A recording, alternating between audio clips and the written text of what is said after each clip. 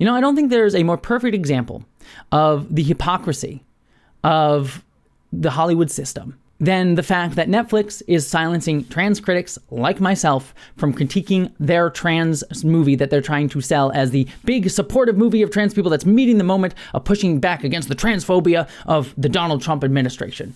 Their racist, transphobic movie, Emilia Pérez, that they're trying to sell as supportive of trans people while they push down all the trans people that say it is a racist, transphobic piece of shit. Hello, interwebs, and as you can tell, I am fairly ticked off because Netflix has sought to try to attack my livelihood, censor me, and stop me from speaking out against not only the problems with their movie Emilia Pérez, but the racism of one of their main stars that they are hoping to try to get an Oscar, the trans lead actress of the movie, Carla Sofía Gascón.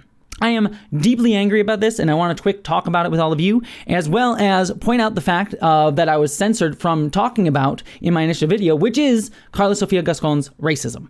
To give you all a brief overview of the situation, for those of you who don't know, there is a movie, Emilia Pérez, which is a trans-centered film that released on Netflix that has been getting a lot of awards and ceremony buzz in Hollywood and was recently nominated for 13 Oscar nominations and is up for even Best Picture, as well as the lead actress of the piece, Carla Sofía Gascón, being up for Best Actress nomination, the first ever trans person to be up for Best Actress.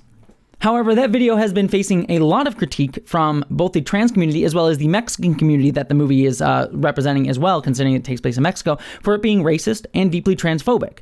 I spoke about all of this in a video that I recently put up on my main channel, where I go into all of the nitty-gritty of all of this. So if you're curious about the specifics of it or anything like that, go check out that video. It goes into all the specifics of how the movie is that. For our purposes here, we're just going to take that as a given that it is that. Basically, at the end of the day, is a movie that is, as I speak about in my main video, a perfect example of this tokenizing, commodifying, and ultimately self-congratulatory, faux progressive Hollywood system, where it likes to platform minorities and different groups, but only doing so that in ways that reinforce the dominant narratives about them. It's your Crashes, your Green Books, and Emilia Pérez, which seems primed, or was at least at one point seeming primed to be the front runner for Best Picture, is another perfect example of that. The racism and transphobia that is baked into it are all just reinforcing narratives that progressives eat up. It's not as overtly hateful around trans people as far-right rhetoric, but it is certainly reinforcing a lot of the transphobic, trans-misogynistic in many ways too, biases against us as well as against Mexican people. And at any other time, that would be frustrating. But considering right now the fascism that we are dealing under Donald Trump, it is even more infuriating. The movie has, given all of this stuff, been facing a host of controversies, and the most recent one was the fact that it was revealed that Carla Sofía Gascón, the lead actress, has tweeted in the past numerous extremely racist things, to the point where, like, I don't even want to say a lot of them for how racist they are. I will throw a couple on screen right now, and I will sort of give just verbally some examples of some, but I can't, like, there are worse ones than the ones that I'm about to say. These are all translated from Spanish, but essentially translated, they say things like, Islam is becoming a hotbed of infection for humanity that urgently needs to be cured. Holy shit, that is actively genocidal towards Islamic folks. She also had numerous other Islamophobic tweets that she posted. She called George Floyd a drug peddler who no one really cared about. She made racist and anti-Asian statements after Bong Joon-ho won the Oscar for Parasite several years ago. She even made racist statements about Guillermo del Toro after he won the Oscar for The Shape of Water, which is why that's comical, is that Guillermo del Toro has been a big proponent of the movie Emilia Pérez. I want to start by saying I'm not a dispassionate observer, because I've been part of two juries, one in Cannes, one in Venice, that gave Jacques the Palme d'Or and the Best Director. So this is how I feel about him. I think he is one of the most amazing filmmakers alive today. Funny is the wrong word, but it's sort of like, well, that's, you know, there's an irony in that. And like, there are numerous others. These are not the only ones. Like, they are abjectly horrible.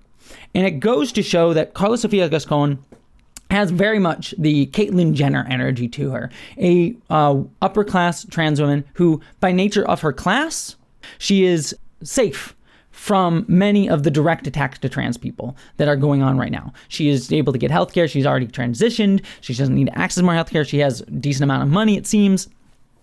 So she is certainly protected in a lot of ways. And while she is certainly not out here stomping for the Republicans, like someone like Caitlyn Jenner is, there's a certain level of privilege that she is clearly showing, and it's clearly showcasing in a lot of her white supremacist sort of and racist views. She has come out and given a kind of pseudo apology about it, but even her apology was basically her being like, I'm being forcibly attacked. This is an attack on my family. It's a campaign to try to delegitimize me.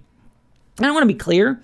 There is certainly probably the fact that she is facing a much more overt and visible backlash, probably because of some trans misogyny.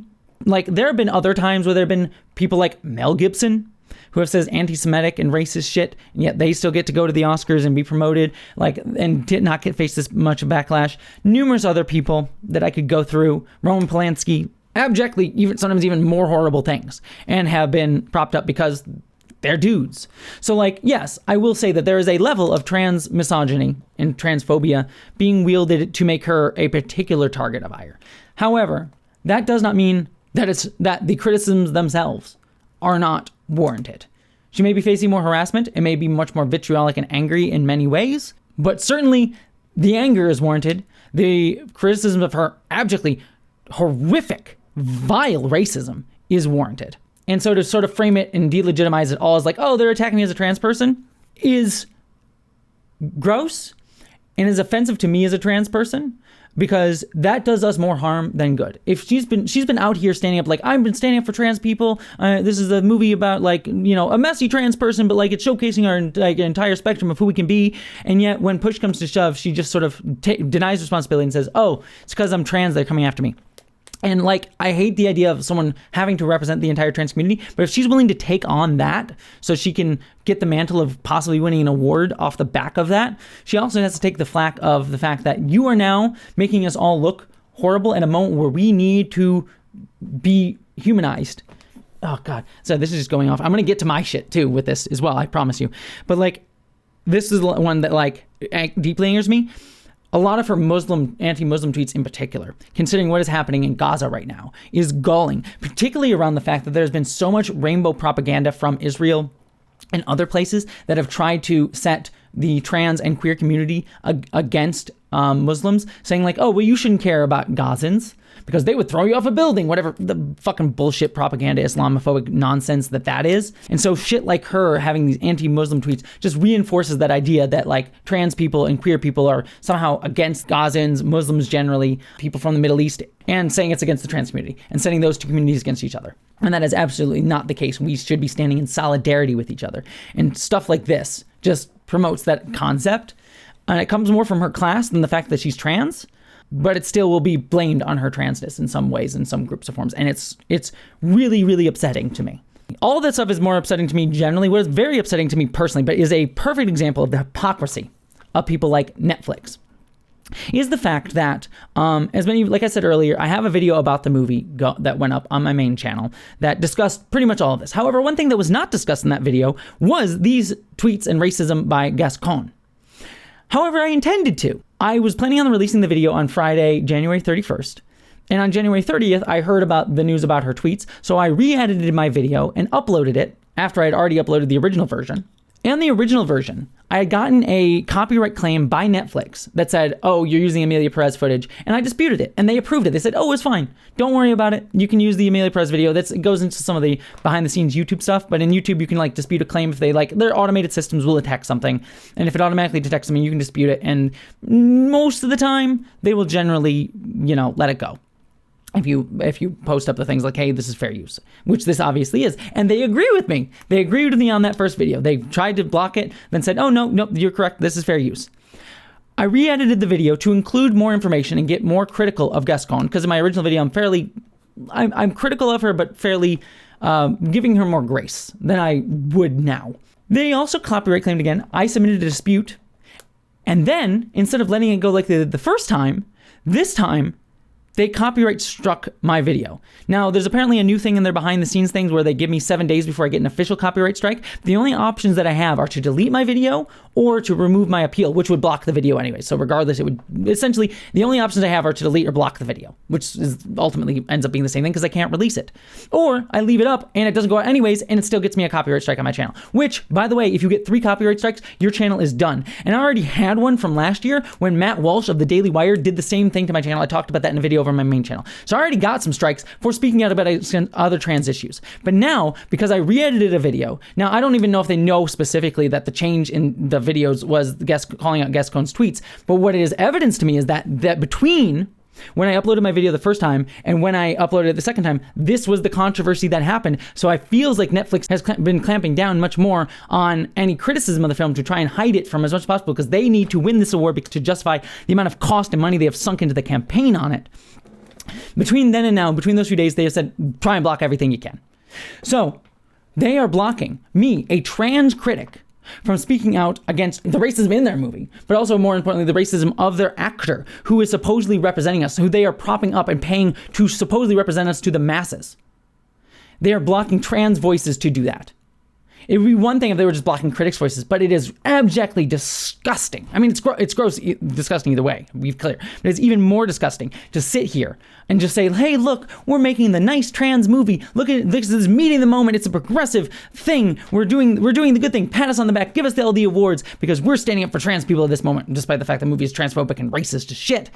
But then to say that, and then to when trans critics come out and talk about the problems with your movie, the problems that you are doing when you are perpetuating these stigmas against us, that is doing harm to us, or is perpetuating the narratives that are doing harm to us today with people like Donald Trump and his administration.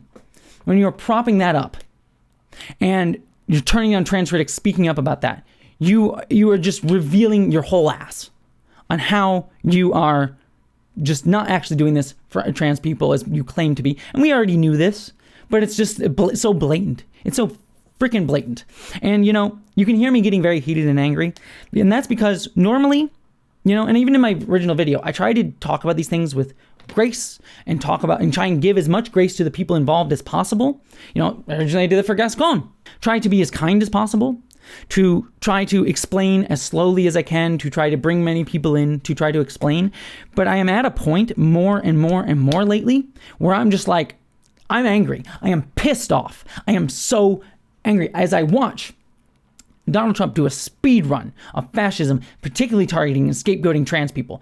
I am terrified of what is coming for trans people, and it has already only been a week or two under his administration. I am terrified of it and ready to fight back. And I'm at a point where I'm angry and frustrated at the ineptitude of anyone being willing to recognize that from these people that are like saying, well, we'll stand by you as trans people. We're the Democrats. We'll stand by you. We're the progressive Hollywood. We'll stand by you. And doing absolutely jack shit and, in fact, enabling that fascism.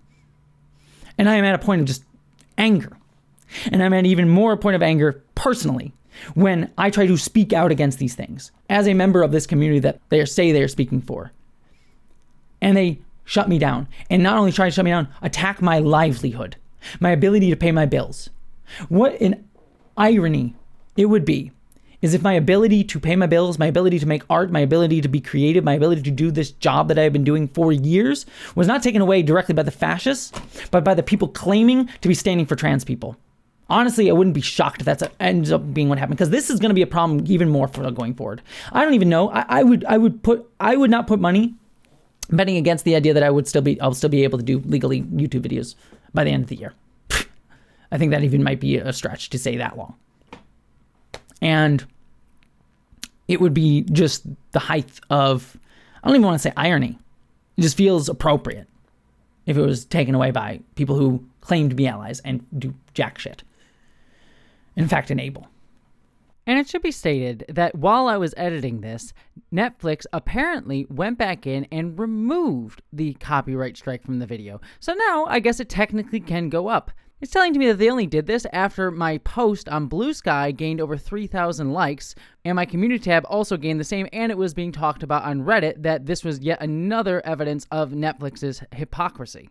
On top of that, my older version of the video had already gone live, so I'm not going to have two competing videos go up. It's already too late. They already screwed me over. It's clear they were just trying to rectify the mistake after they got called out for doing it by someone who has a big enough platform to get notice. And yet the intent was clear and the damage was already done. So this is just, I'm angry. I'm angry at the situation specifically, but I'm less angry at it more than just the general thing it represents. And I am tired of being tired. I'm tired of being angry, but angry I am. And I'll continue to be angry. And I'm going to continue fighting. And I'm going to continue to remind myself and all of you that while we can and should use our anger, because we should be fucking angry, to fight back, we should use it as fuel, it cannot be the only thing to sustain us. Remind yourself, and I want to end on this note, remind yourself of what we are fighting for caring for each other, for solidarity for each other, to enable each other. We are fighting for that. We are fighting to see each other.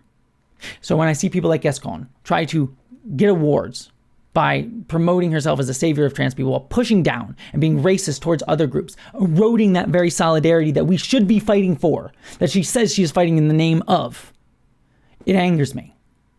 Because I am angry at that. But I am remembering what I'm fighting for. And it is solidarity, is caring. Everything that all these people are not willing to do because they care more about their awards, their money, their place in society than they do about standing up for those who need it most.